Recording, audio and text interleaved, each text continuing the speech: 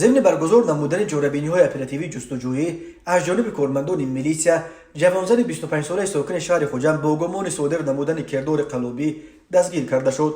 نامبرده 13 فوریه سال 2023 با روی فرد به باوری زن 52 ساله ساکن شهر مذکور صاحب کار در آمده از نقطه طلا فروشیش واقع در مرکز طلا فروشی حاجی عبدالعزیز شهر خوجند یکچند طلاواری‌های گوناگون را به مبلغ 43895 سامانی به نسیه گرفته مبلغش را تا حال برنگردانیده است. این چنین هنگام گذراندن چهاربینی‌های اپراتیوی جستجویی از جانب کارمندان میلیسیا، مرد 43 ساله ساکن شهر دوشنبه همچون گمانبر در صادر نمودن جنایت قلابی دستگیر کرده شد.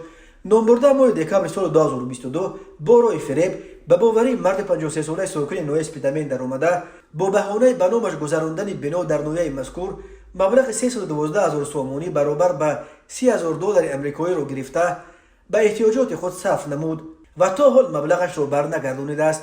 از روی این حادثه ها تفتیشات ادامه دارد.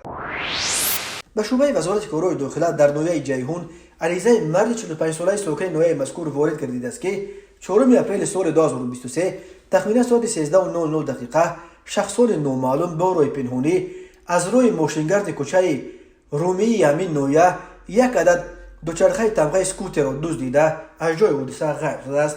ضرر رسانیده شده 5,000 سامانی را تشکیل می‌دهد.